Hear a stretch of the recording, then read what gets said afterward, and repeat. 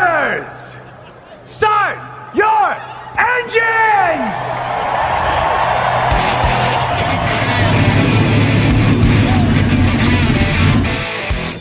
Hit the pace car! What for? Because you hit every other damn thing out there, I want you to be perfect! When I'm driving, I got a guy on the radio who talks to me. It's him, but he talks to me. Well, I wanna be a race car driver, pretty girls eating from my hand, yeah. Wanna live a life of fun and danger, no sweating working for the man, alright. Hey, race fans, welcome to the Hoobazoo Radio Network and welcome to Drafting the Circuits. My name is Frank Santoroski. I'll be your host for the next hour as we go over everything racing from this action-packed weekend that's behind us. Joining me in the studio, I've got Louise Torres and Richard Youden. What's up, folks? Hey, how's it going? Going good. All right, so we had two races in Detroit for the Indycar series. We had the debut of Tony Stewart's SRX series, and we had the NASCAR All Star race being held at Texas Motor Speedway for the first time. That being said, let's go ahead and start off with the duels in Detroit, or the duel in Detroit, which is it's been held after Indianapolis for a while. Sometimes it's a little bit of a boring race. Sometimes it can be pretty exciting. I want to say, for my money, both these races were pretty good. We saw Marcus Ericsson become the seventh different winner this year in race one. And then in race two, which was round 8 of the series, we saw Pato Award become the first repeat winner on the season. So seven different winners in the first 7 races till somebody repeated. Pato takes the points lead from there. We'll get into that in a bit. But I do want to address the thing that has everybody losing their mind, which was the television coverage. Now, now in my mind, I've never seen anybody lose their minds so much over missing 8 corners of a race because a lacrosse match went over. Okay. Well, so this is not the first time, as you all recall, 2018 Sonoma, because of Vegas having a red flag, they missed pretty much the title deciding factor moment of when Rossi ran over the back of Marco Andretti. So it's not the first time for those who've forgotten or still remember. Well, it's certainly not the first time, because when I was young in the 80s and IndyCar was on ABC, it was like nothing. It was a regular routine for them to join the race, 20 laps in progress, because somebody was finishing up on the 9th hole on a golf match. But I mean, it's beyond me how people got so upset because this lacrosse game went a little over, right? So it cut into the pre-race show, and then right as it's getting close to green flag time, this match goes into overtime. However, they settled the sudden death overtime. They settled it quite quickly. That one team got them a score, ended the game. They cut right to the race. We're still on lap 1. They used the split screen side by side to show the start, so you didn't miss a thing. Now, the race went long because there were 2 red flag periods, but NBC stayed with it until the end, just like they stayed with the lacrosse match to the end. So I want to say network TV learned their lesson years ago about cutting away from a live sports event.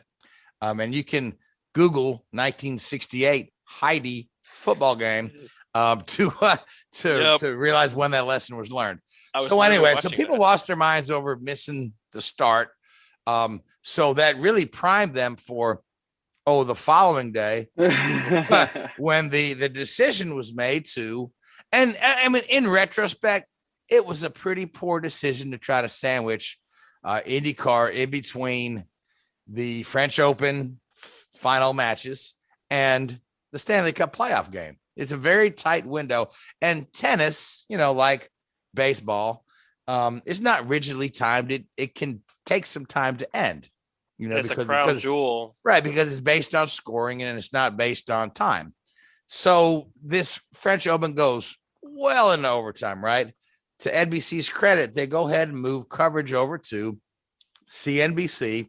And honestly, you really don't miss a thing other than the 30-minute pre-race show. But we're, from the green flag, we see all the action on CNBC until it comes a time where this tennis match ends, and I believe we're about 3/4 into the race, halfway. Then we revert back to NBC. Now, okay, so here's the thing. The curious decision for me was, why didn't you just, when you move it to CNBC, why didn't you just stick with the race to the end on CNBC and also move the conclusion of the race to NBC? Because as soon as they moved to NBC, you had to switch your channel. Okay. So for me, as a casual fan, say, hey, maybe I've got time to watch the beginning of the race, and then I got to go to work. Hey, it's on CNBC. Let me just set up my DVR to record CNBC for a while. Because all CNBC had on their slate was infomercials all day. And then when they switched back to NBC, they went right to, whatever, reverse mortgage or whatever the heck they were trying to sell. So that, for me, I was like, okay, that was a little bit of a I think the problem was that I found anyway when I was trying to watch it was recording. I'd set it to record, and on both occasions it obviously recorded what was on NBC. So I lost the first 8 corners of the first race, whatever. But then the second race, I was out all day, and when I got home in the evening, I thought, oh, I'll watch it. And I think, I enjoy watching tennis. So it wasn't, But for people that recorded the race, that was the bigger issue. Certainly, that was the bigger issue. And then, of course, if you recorded race 1, right, where you only missed a little bit, if you didn't set enough extra time there where that race went over with the red flags, you'd have missed the end. Yeah. So, that's the caveat of recording. Every time I record a race, right, I'll just record the next 4 or 5 programs after the race. Then I can delete them. But if I'm not at the house, I have no way of knowing if they're going to switch to another network. No, I'm lucky that my DVR thing does sync automatically. So when it went over, it reacted to it. But I know there's a lot that don't. There's a lot that don't. Yeah, that technology exists. But I mean, at the end of the day, though, I mean, NBC SN replayed both races in their entirety on Monday afternoon. And also, if you have the Peacock app, it's about 24 hours after the race, they upload the full broadcast. Here's 2 things real quick.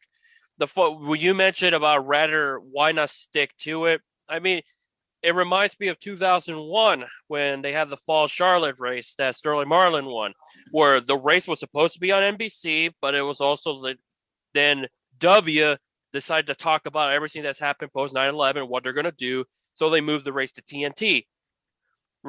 They stuck with TNT the rest of the race, but those who were watching NBC still got to see the latter portion of the race.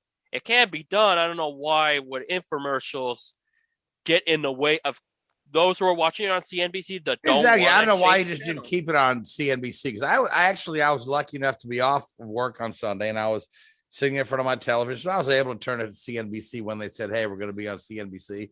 But I'm like, okay, so why do I have to change the channel back to NBC when you're just putting an infomercial on? But, that is neither here nor there. Yeah. And because 8 corners. I mean, at the end of the day, the people are so scathingly mad at NBC.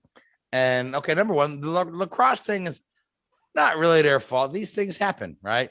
Yes, overtime. These things happen, right?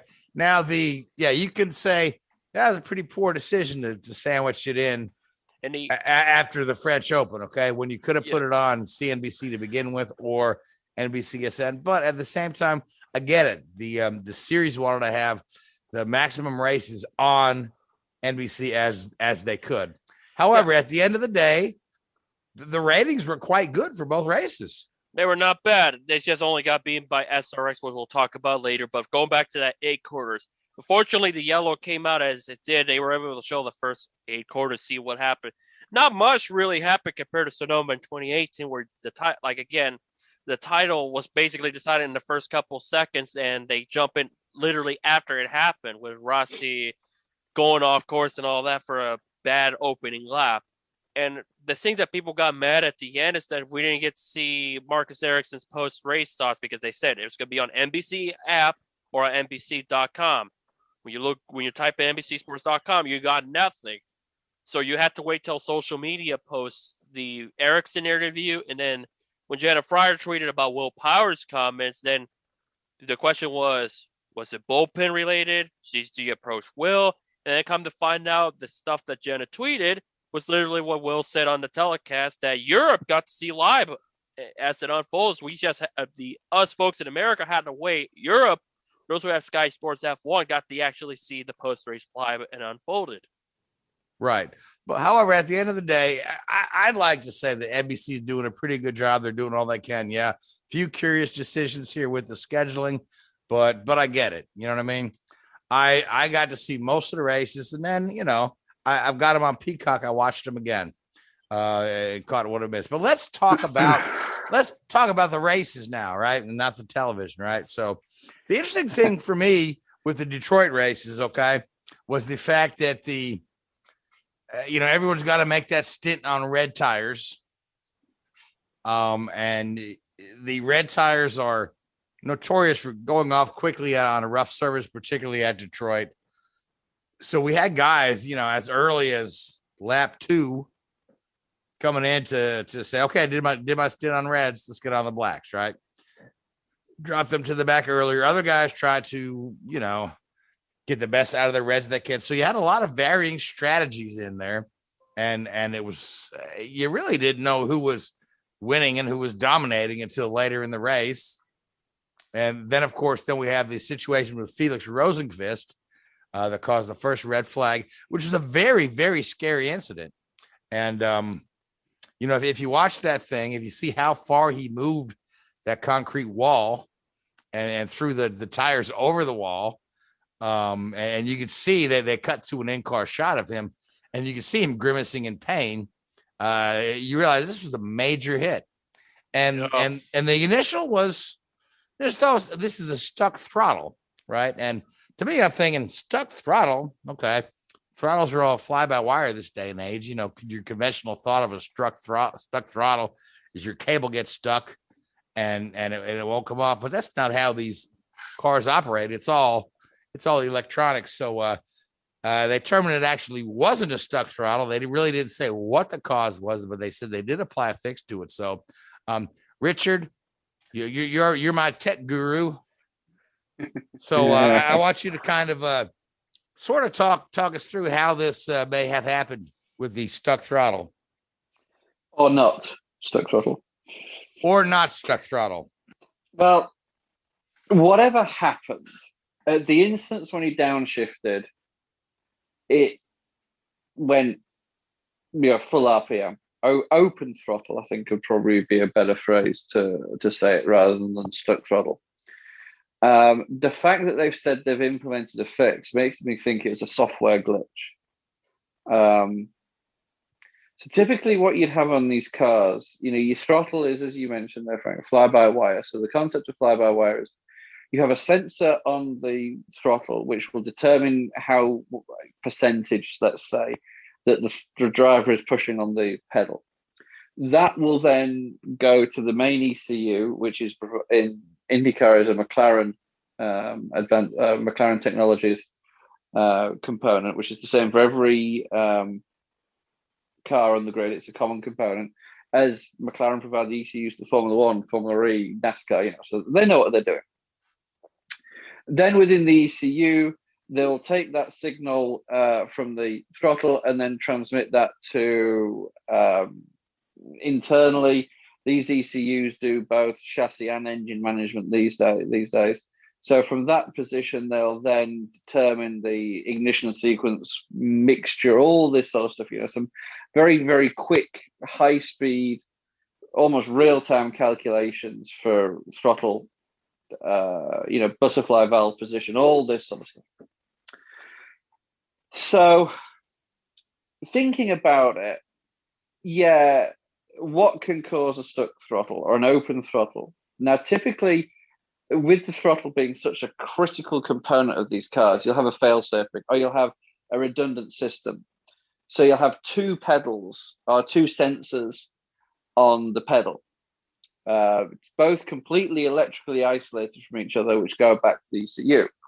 And the ECU will typically have a sort of a comparison algorithm within there. So it'll say, okay, whichever is the least demanded signal is the one that we will use. So if throttle position sensor A is at 51% and B is at 50%, just due to noise or whatever, then it would go to 50%. So what that will prevent is an electrical fault within one sensor causing an open throttle. Now, it would cause a off throttle if the fault made the sensor think I'm not being applied, then it would go to the not being applied position by default, and that would stop the car, which would happen anyway. So best of it, it's not great, but it is what you do.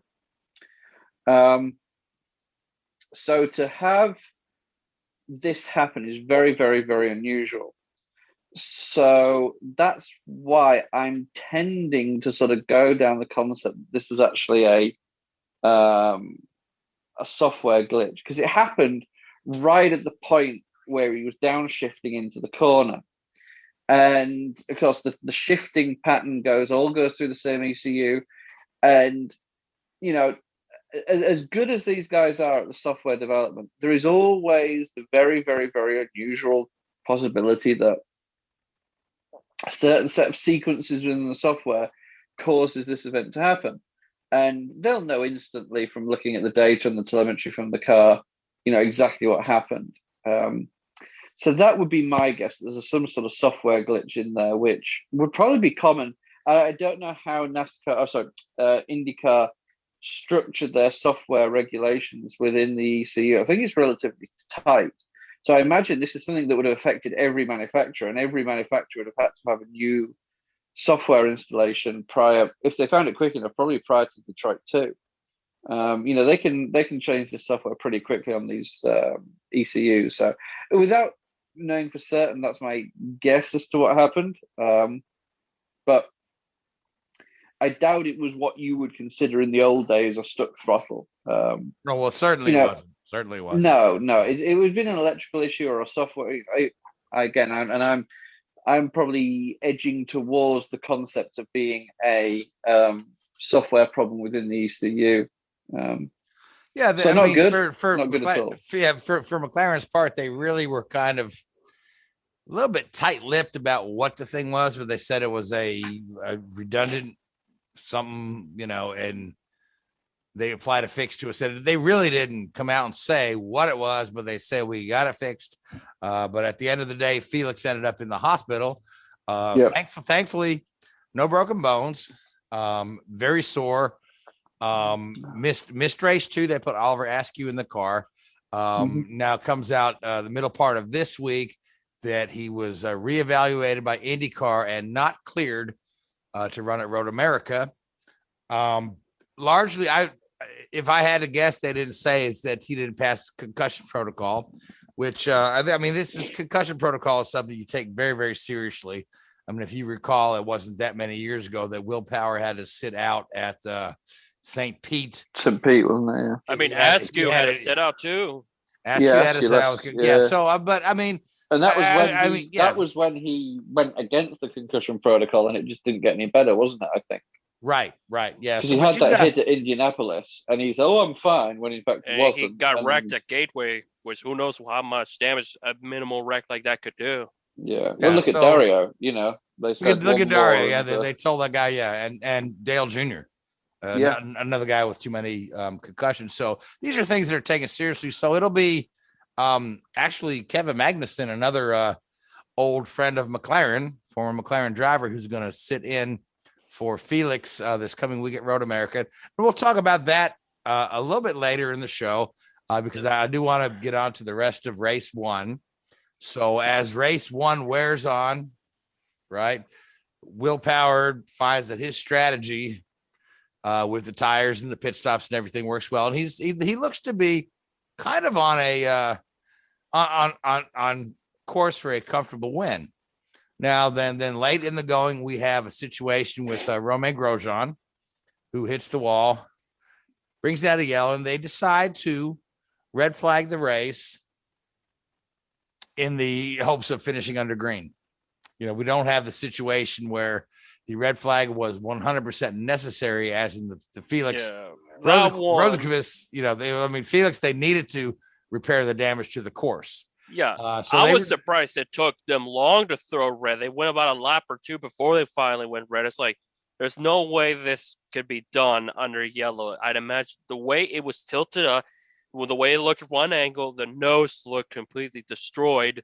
To where I was thinking, how bad did he hit the barrier? I was thinking wall damage, and There was a couple of laps, wasn't there? yeah, about a lap I and was a half. surprised. And this one was like, nope, let's throw the red right out of the gate. It's like that one could have probably been done about a lap or two, and you would have at least. Yeah, well, I mean, what the some of the things I had heard and read is that the way that the damage was to Grosjean's car was that the floor of the car was actually laying right on the track.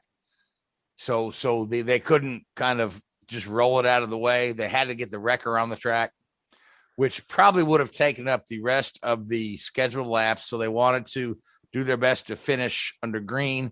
So they threw a red there. Now, as we all know, all the cars pulled into the pits. Will Power had a pretty healthy lead.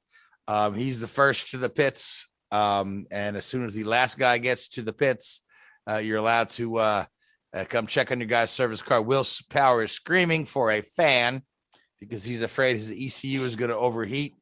But he cannot get that fan until the last place car is in position. And then what happens next is Will Power's car does not start because the ECU fails. Will Power says that it burned up because of the heat.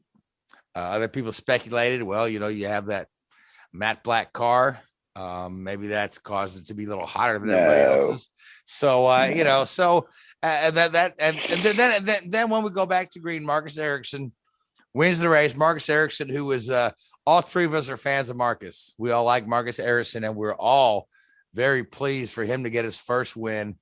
And another interesting thing, Louise, when's the last time Ganassi team had three of their drivers win a race in the same season? Oh, that 2013. I was gonna say that's not the year that Kimball won. Yeah, when Kimball won in Mid Ohio. Yeah, so that's great for them. But now Richard again. So now we're talking about these ECU units. Okay? Here you go. So it comes out a couple of days later. A matter of fact, earlier today, that the actual issue with Will Power's ECU was the fact that it jumped into a boot mode, and it could. I mean, the press release did not specifically say it, but it kind of alluded to that this could actually be driver error because Will either didn't press the buttons in the right sequence, or he didn't wait long enough in between pressing the button. So again, I'm going to throw this to you, my tech guru, who has spent years working on steering wheels for Formula One drivers, and so kind of take us through this boot sequence and how. Oh boy, this seems a bit uncommon as well. But they said it was the same kind of thing that happened to like Hunter Ray earlier in the season, and I think Rossi was the other guy. Yeah.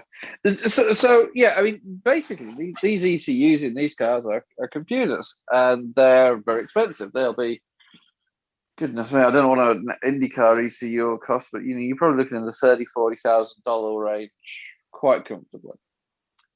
And what will happen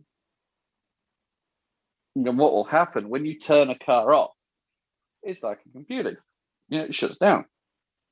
And when you turn the car back on, the operating system within the ECU has to boot up. Now, this is a very simplistic view of it, of course, but everybody's booted a computer, and not so much now, but a few years ago, you'd get that like DOS prompt or whatever it was, and say, press F1 for this and F2 for that, while it was going, through its its boot process, and potentially that's what's happened. There could be like a default mode or a master reset mode that they can do to the ECU while it's in the car, and that could be, you boot the car up and you hold a certain button on the steering wheel while it's booting up, and that forces it into a bootloader mode. If that's the case, that's a pretty crap design, really, that it's possible for that to happen. But that's not to say it won't. I mean, I've worked with drivers that, that they literally sit in the, I've been at tests in, all over the place, and especially Formula One or whatever, the driver sat in the car because he didn't want to get out between runs or whatever. And he'll just be, I wonder what that button does on the steering wheel. Oh, sorry, guys. Yeah, that's just like whatever, dumped a load of, whatever it may be. And yeah, they're terrible at that. They really are. They're awful at just messing around with things. And I'm not saying that he didn't, but, it could be that he just, purely accidentally pressed the wrong button. And I mean, you watch the IndyCar guys, and their steering wheels are reasonably complicated. You watch the Formula One guys, and I mean, it's 6 or 7 years ago since I was last working on the steering wheels, and they were complicated then. Now they're now it looks like level. The panel of the Starship Enterprise. Yeah, especially with the hybrid systems, because you got so much stuff you can control and so many settings. It's phenomenal. But that's why these guys spend hours and hours in the simulator. A lot of the time a driver is in the simulator isn't to learn a track or whatever it may be, or set the car up. That's what the simulator driver is. So for Mercedes Formula One team, that would be Anthony Davidson, for example. He'll do hundreds of hours in that Mercedes simulator every month for setup work. When the drivers go in there, typically they'll go in there to learn how the car works. So steering wheel functionality, pedal positions, all this sort of stuff. That's what the driver will learn from simulator time. Now, obviously, in IndyCar, it's slightly different because I don't think any team has its own simulator. I think they use either Honda or Chevy simulators at their respective locations. But it's, they're complicated things. And it's very possible that the driver, that he did press the wrong button. One of the guys I worked with, who is now an IndyCar driver and two-time Indy 500 winner, it didn't start the British Grand Prix back in 2005 because he pressed the kill switch on the steering wheel while they were on the grid before the race. They'd done the formation lap, he sat on the grid waiting to go, and his finger catches the kill switch. After that, they put a little shroud around the kill switch so you couldn't accidentally press it. But these things happen. It sounds really stupid, and you look at it, but they're human and they make mistakes. So. Yeah. The interesting thing about this whole conversation you're having here, it adds a whole new layer to the whole argument of, today's drivers are not as good as the guys in the old days because of a different skill, because of the driver's aid, but it's a totally different skill set. It's a different skill set. Now, yeah. I don't know if anybody listened to it. I caught a very, very small segment of it, but the Formula One does this Beyond the Grid podcast, which is a pretty good listen if you ever get a chance. And recently, in the last couple of weeks, I think it was, Jeff Gordon was on there. And they were talking about the time when he drove that Williams. Was it 04? Was it 05 maybe? Oh, was it him and Montoya? Oh, sorry. Yeah. That was about 03, 04, right around there. He said, he just couldn't keep up with what the driver, and again, the steering wheels then were a lot simpler. And he said, it's just, he said, driving a NASCAR is relatively a natural thing. You don't really think about what you're doing. You just drive it and you feel the car. Formula One guys, he says, you're just thinking at 1,000,000 miles an hour. And, it's almost like they forget, I've got to remember to brake here because I'm trying to, think about everything that's going on. And that's where these guys are so good. They're almost like fighter pilots in some ways these days, with so much information being thrown at them.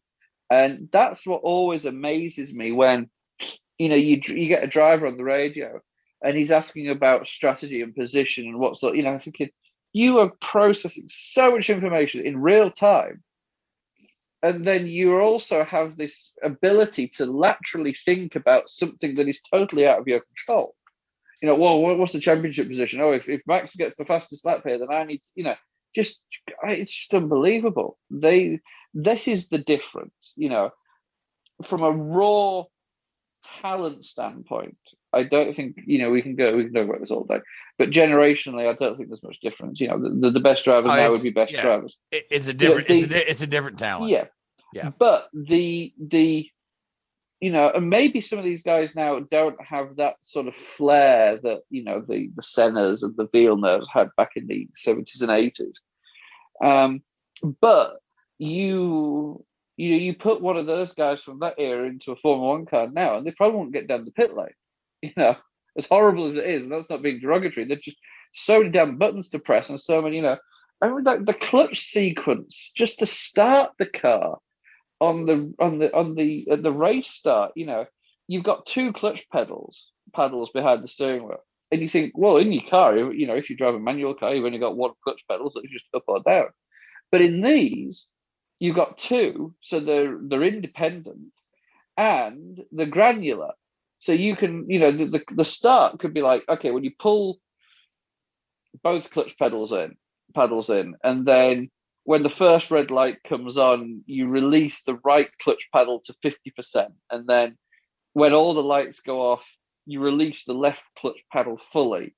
And then when you shift into second gear, you release the right clutch paddle fully. Those are the sort of sequences that and you've got to find the bite point of the clutch and all this sort of stuff, because they used to be in this position where you just pull the clutch to a certain position, and then electrically that would become the bite point, because again, it was like a fly-by-wire system. But they got rid of that, I think, so the driver has to feel it. But again, there's so many little tricks they can do to make sure that number's right. They can like wedge their finger between the back of the steering wheel and the paddle to make sure they get the clutch bite point and all that sort of stuff. Lots of little tricks they can do. Yeah, I mean, it's no wonder that some of these young kids who were raised on playing video games kind of take to this quite readily, Yeah. So anyway, so now usually about this time of the show is when I say, Richard, you've been kind of quiet, but you not. So now, Louise, you've been kind of quiet over there. So so what I want to do is have you take us through race two, where we saw Joseph Newgarden start from pole and try a curious tire strategy. And just go ahead, Louise, take us through race two, because I know it was your countryman, Pato Ward, who won. Yeah. Even though I didn't say he was going to win, and that one, I forget who I said. I know I said one was Herta. Herta didn't. He had an okay race. He had a solid one, but it was basically Joseph Newgarden in total domination mode. The problem that he put himself into, now I remember, wasn't, the opening lap caution was in race number 2 when Max Chilton ran over the back of James Hinchcliffe, bring out the caution right out of the gate. Problem with what happened is several cars pitted to get away from the reds and go to the blacks. As you mentioned at the top of the show, you must run the reds at some point. Newgarden was stuck with the primary. He's stuck with the primaries. And that caution ultimately, he said after the race, that ultimately bid him because to pit or not to pit, because if you didn't go with the prime, there was so much strategy in this race. While Newgarden, he led every single lap up until lap 60 with 3 to go. He had to go to the reds in his final stop. He had to make it work. Problem was, you had Colton Herta, you had Pato Ward.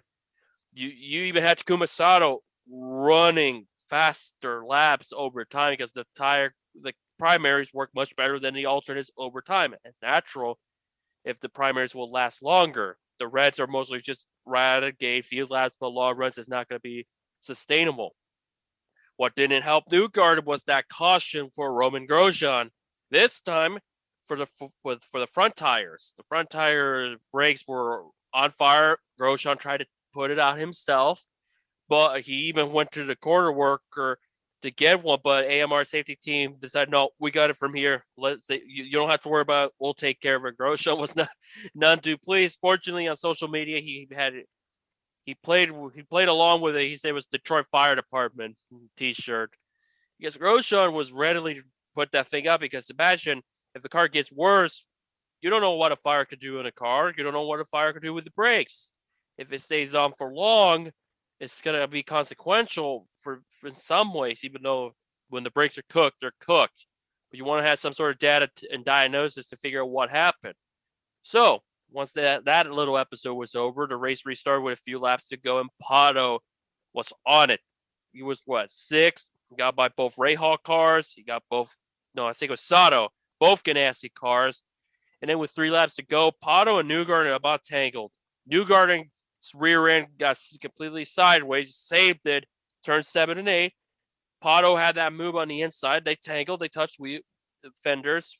It caused a little tire rub, little donut on Newgarden's left side. Fenders. Yeah. Okay. I had a little wheel the side pod there. Okay, there you go. Left side pod. So there was a little donut on Newgarden's car. But that's all that Pato needed, and Pato went by and smoked Newgarden. As soon as he got by, 8 to 9 second lead margin. Pato went on to win his second career IndyCar race, first repeat winner, and he takes the championship lead by just 1 point over Alex Palou. Palou finished on the podium. Newgarden barely hang on for second. Herta, who was supposedly the more stronger car at the end before the caution came along, he ended up fourth. So, all right, so let's talk about Pato's restarts, okay? Because this has been a topic. How is Pato so good on the restarts, okay? And as I look at this thing, right, I think number one is driver skill. The dude is just on it, right? I mean, the biggest factor in those restarts is the driver itself, his aggressive nature, his fast hands. But I think McLaren is doing something with perhaps the toe of the tires to where he's getting heat in his tires faster than the other guys, which and we've seen Pato in some of the races earlier in the season have his tires go off before other guys, where he's making hay in the restart, but then he's losing ground later. But here, with not that many laps to go, I feel like there's just a little something in the setup. Nothing, I mean, some people are, have their conspiracy theory tinfoil hats on that they're doing something illegal. I heard somebody say that they're using traction control. I'm like, okay, yeah, that would be blatantly obvious to anybody with a trained ear if they did. Yeah, you'd be able to hear that in a heartbeat. Yeah. So, but Richard, what do you think about it? Do you think they're doing something with maybe the toe or the stagger of the tires to it could be. Yeah, the camera get a little heat in them. Like that, yeah, more so. I mean, you could be, but and that's the thing. You'd notice it, wouldn't you? I think it was more than that. You look at the speed differential. You would have to be like in a different zip code on setup if that was purely setup. I think he had a sweet spot of tire age and setup for sure. And a lot of these nice things, just right. And it was a perfect storm situation. Pato's in this flow. He got his brakes in the right operating zone. He can, brake later. He can, I think it just all worked for him. I certainly don't think it was anything, because to look at the lap time differential, I mean, it was about a second a lap or something, wasn't it? That's not a setup purely setup.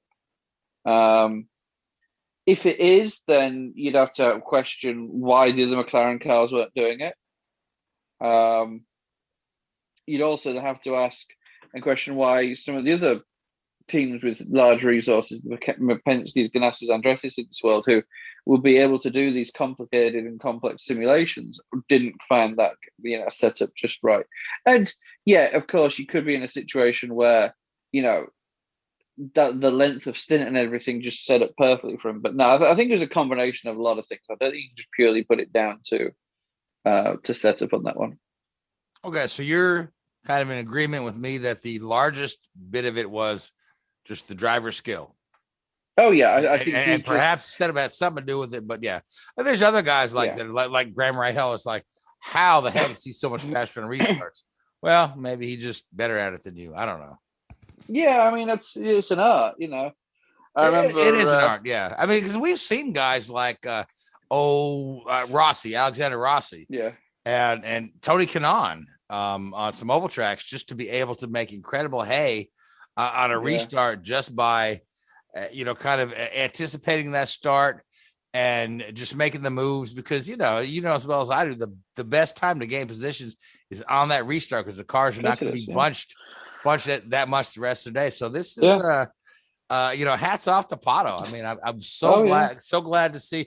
So here's a guy that was a couple of years ago signed a crap deal with Harding Steinbrenner that that almost saw him out of the series, and saw him farmed out to Red Bull, and then Carlin. Red Bull. To Carlin, and then to Red Bull, and then farmed out to Supercar or Super Formula. Super Formula, Mhm. yeah. And now one Formula 2 start. Yeah, and now back to IndyCar, where he's primed to be the next big star of the sport. People love this guy. I think you look back on him, he's always had that, little edge, coming through the series and the ranks. But, it was a shame what happened to him in that sort of Formula One transition and phase that he went through. I don't think there's any doubt that he certainly had talent, but it was just circumstance, I think, that went against him. And it was very strange that Red Bull did what they did. We'd known about him for a while, so why they didn't do it either earlier, or later, or give him a full season, that was a little bit. It's like, oh, here we are, we're going to throw you in the deep end of the swimming pool. Oh, you can't swim. Oh, sorry. Rather than build him up a little bit. So that was a little bit unusual, but the guy's certainly showing it now, and certainly showing the pace and the raw talent that I think we've all known he's had for a long time. And it's you look at some of the race winners, it's certainly we talked about this before this year, potentially the signaling of like the changing of the guard within the series. Although Dixon was there or thereabouts for most of the races, where did he finish? Both in the top 7 or 8, both races, wasn't it? He basically had an all right race. It's just non-factor, honestly, in the second one. The first one, he was in the mix, but pit stops, the red flag, and added fuel kind of kept him out. And that's why it's points, isn't it? Yeah, I mean, Dixon is still gathering points. I mean, now that we're in the second half of the season, we got Pato is leading Alex Palou by 1 point, and then Dixon is right there. But you have some of your other regular suspects. Yeah, Newgarden and Pagano. Newgarden, Rossi, Pagano are a bit farther back, and Rossi's quite a bit farther back. Rossi has not been non-factor. Pagano's, I'm looking at it, he's having a pretty quiet season outside of a couple 12th place. He's been in the top 10. He's been racking up points, just not in the mix of winning yet. Newgarden has been. And lost in that shuffle. Yeah, I mean, to the point, Power really came close to winning race 1, and Newgarden really came close to winning race 2. But at the end of the day, they both came up empty-handed. Yeah. Yep, all in the closing laps. Mm-hmm. That's the way it goes. Like that other race we'll talk about later.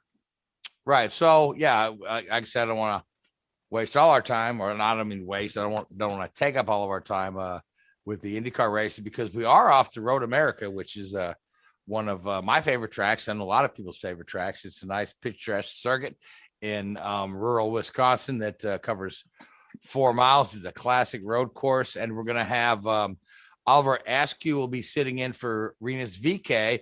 Rinus VeeKay had a cycling accident in the week between, where he broke his clavicle and had to have surgery. So VeeKay is out, which is a shame, because there's another guy right up there in the championship mix. Yeah, he got a podium in race number 1. Yeah, and he won at the Indy Grand Prix earlier. I want to say he's like 5th in points. Yeah, he was tied with Pagano 5th in points. But so him having to miss this round. I mean, the good news for him is that there are 2 weeks off after Road America for the race again. But he had surgery for the clavicle. I don't know, how long the recovery is on that, but we hope to see him back in the car. But in the meantime, it'll be Askew in that car. Felix Rosenqvist, like I alluded to earlier, did not pass concussion protocol, and it'll be Kevin Magnusson making his IndyCar debut at Road America. And there's another guy making his IndyCar debut at Road America, which is a certain Mr. Cody Ware. Yeah. Now, Luis, let's talk about Cody Ware. Yeah, he's lucky that he's in a 4-mile road course, but I'll give him the benefit of this. It is a Dale Coyne prepared car, much like Grosjean's. Yes, it's going to be a little bit difficult with the spots, with which car is who, because Roman will be in the same sponsorship as always, but Cody, who runs the Cup and Xfinity, mind you, the latter, he gets points despite not running any of them, honestly. But he's running the same sponsorship as Grosjean, like he does in the Cup Series. He'll be the 52 car, so he'll be in the third coin car that was supposed to potentially enter the 500, but they didn't have sponsorship, and the logistics just did not work out. So for Ware, it'll be his first IndyCar race, which somebody asked Scott Dixon whether or not should younger drivers like rookies or debutants like Ware and Magnusson test. Dixon put it right on the money. A guy like Magnusson, who's done open wheels his entire career, just this year he's doing IMSA, which coincidentally, hours after Rosenqvist's accident, he won the IMSA race with Ganassi. He got the approval and everything, all was good. But I say for some drivers, they don't have to. I mean, with Cody, he's done testing during the off season. Obviously, everybody's concerned, will he be a burden to the competition? That's why I said he's fortunate that it's a 4-mile road course like Road America. Don't think it should be a problem. And also, it's a Dale Coyne prepared car. Well, I think if nothing else, Cody Ware gives Dalton Kellett and Jimmy Johnson somebody to fight with. Yeah, but here's the thing. That sounds unkind, but it's. But it's fact. True. It's true. He'll be right at the right around where Johnson and Kellett are. But the thing about Johnson, that apparently some people got upset over, like, yeah, he's struggling. But when we look at a race by race, he actually got better over time. But that's the thing about Johnson. He gets better over time.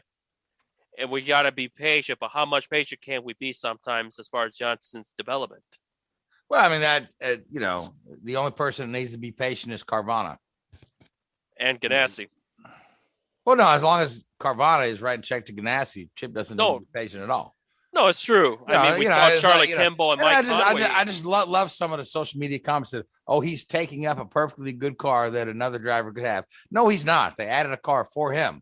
Yeah. He brought a sponsor on board. So, and I feel like Jimmy will perform better at Road America than he has at some of the street circuits like St. Pete and Detroit.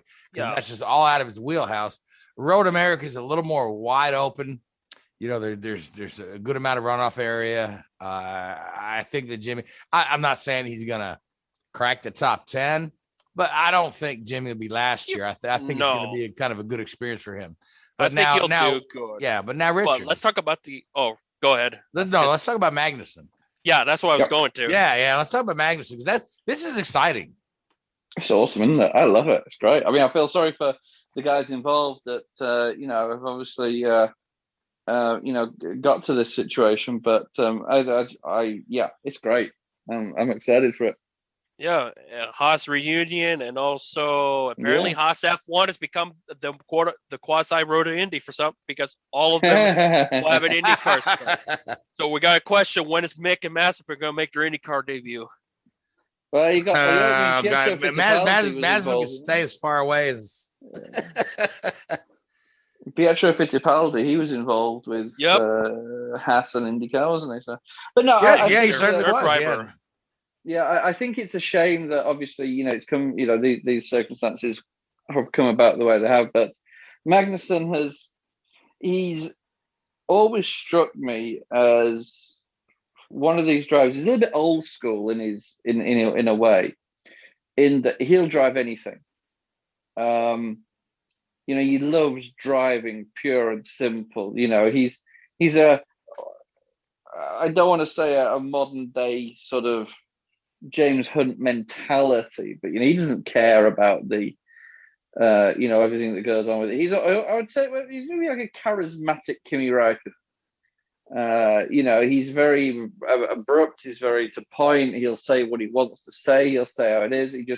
His sound bites don't get the publicity because he's not a multiple or world champion and multiple race winner. But I think, and I hope in a way, because I think he deserves the opportunity, I think this could be like a stepping stone into a full-time ride next year.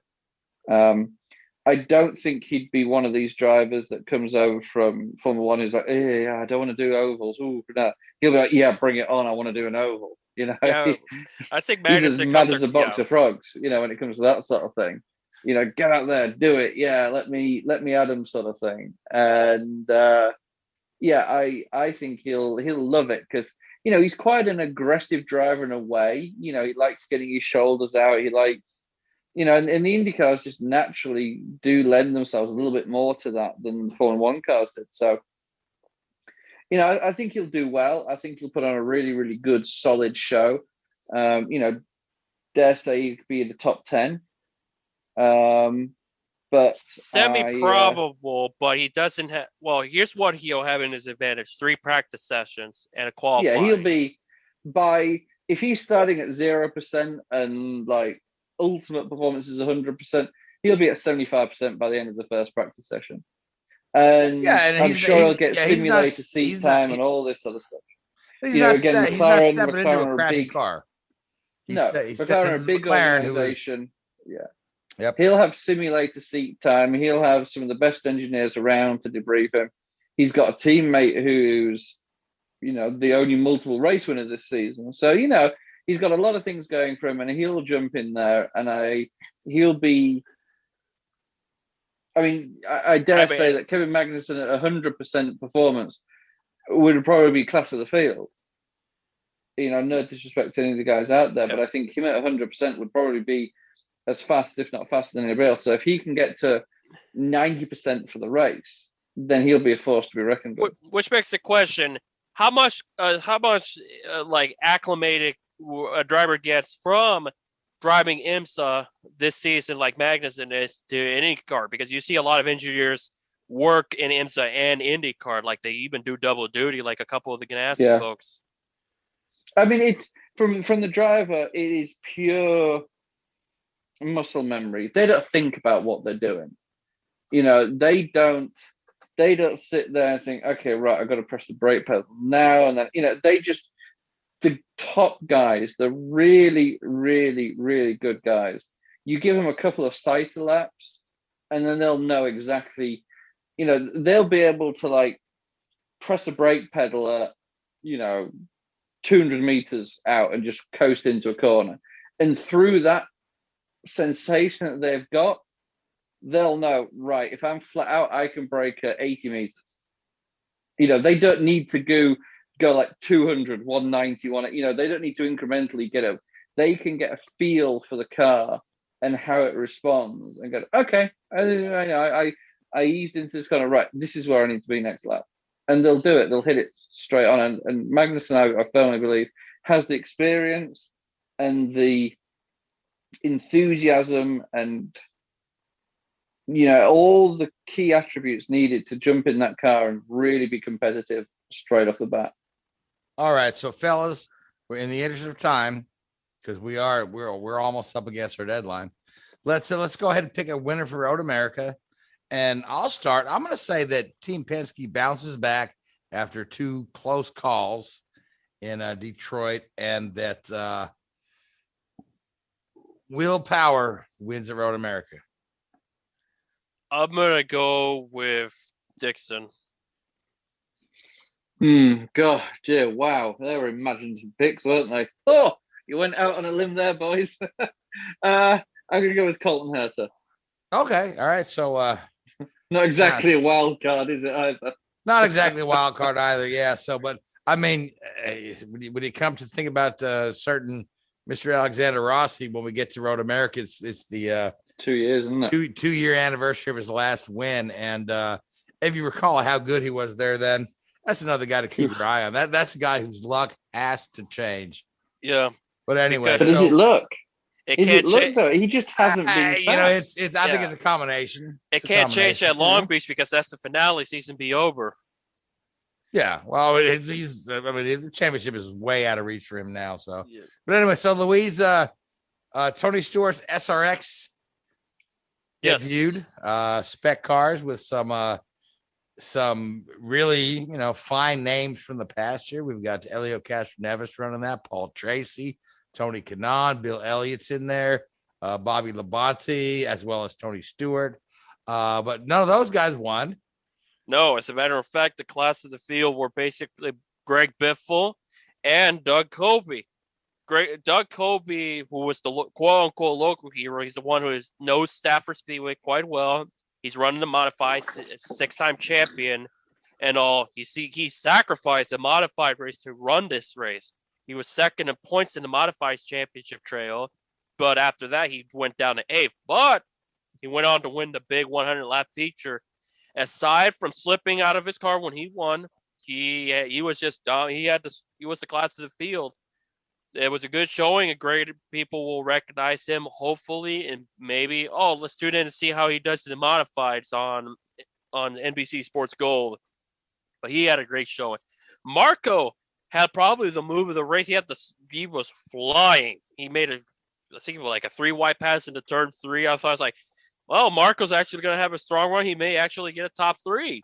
And of course, then Marco sluck a ride, and he ended up not doing too good. He had his own issue. I think he got clipped by Elio. Yeah, he got turned by Elio. So that was interesting. So yeah, Marco's race didn't started phenomenal, went south relatively shortly thereafter. But right, so the SRX is on CBS. Yep. And it runs for 7 consecutive Saturday nights? Is that correct? Or 6 straight Saturdays. The next one six is straight Saturdays. Okay. Knoxville, 50 lap feature. All right. Yeah. So I mean, it's interesting. It's a little bit of a niche thing. It's almost like, they tried to do the years ago we had IROC, and then we had the Fast Masters. And this is another kind of thing in that vein with spec cars with older guys in there. And the TV ratings were actually quite good. They did really good. Yeah, they did really well. That's why, and I mentioned earlier, it outperformed both the IndyCar races at Belle Isle. Question is, can it stay there? Of course, some of them are not going to run the whole year, like Doug Covey being one of them. I know there's the local hero switches race by race. Greg Biffle won't be in that one either. Instead, we're going to have Brian Brown, World of Outlaws driver, Scott Bloomquist, renowned dirt racer, and of course, the youngest driver in the field overall, not named Ernie Francis, who did had a nice showing, to say the least, Haley Deegan, which you say what you will as far as of all women, you could have gone with other people, but we'll see how she does. I don't expect her to set the world on fire, but we'll see. The one criticism I heard of the thing was that because all the cars are kind of painted up identically, the numbers and the name rails were small. So yeah, somebody had mused that perhaps they should. If you remember the old IROC series, you had the driver's name really big on the windshield. That's what they're doing. Yeah, but or on the side of the car. So I guess they said it was too small. I don't know. Yeah, they're fixing it. So this Saturday, you'll see a drastically different look. The numbers and the names are going to be much bigger. Okay, great. Okay, so we got 3 minutes left to talk about NASCAR's All Star race in Texas, which was mildly confusing if you didn't have a if you didn't have a calculator. If you didn't have a calculator, pad of paper, and a pencil. There's so much things I did not like about. One, call it segments. Don't be calling it rounds. It's NASCAR. Get that round system out of my NASCAR. It's like some people say, call it segments or stages, because it's like, don't call it something special just for the sake of being special. And the race was okay. The saying was, when you're up front, you stay there.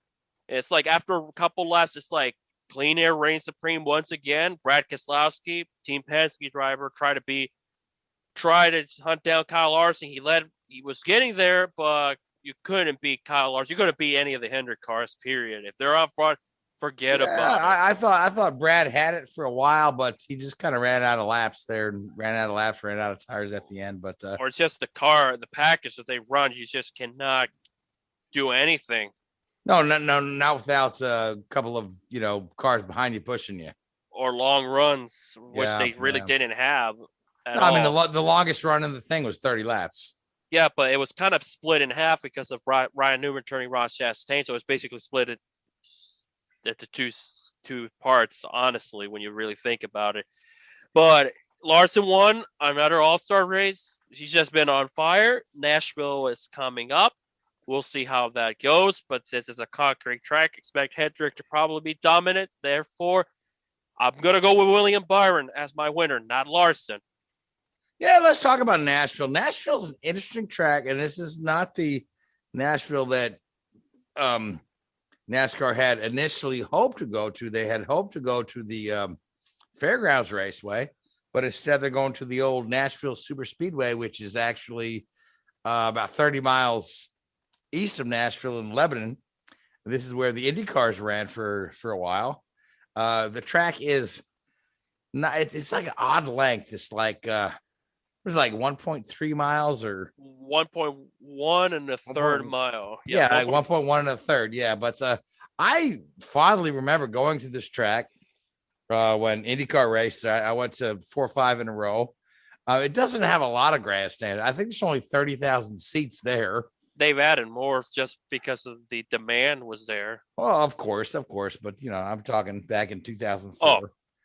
But they would actually sell it out for IndyCar, and it always put on a pretty good race. And you got this concrete, straight up concrete surface. The banking there's some banking, but it's relatively flat. But I'm not sure that how the Cup Series is going to perform here. I'm not sure if we're going to see a follow the leader, or we're going to be able to actually get some movement going on. We'll see how it pans out when we talk about it next week. Because okay, so you pick William Byron. I'll pick. I'll just say Kyle Larson wins again. And Richard, who do you like? Keselowski. Okay, so Formula One.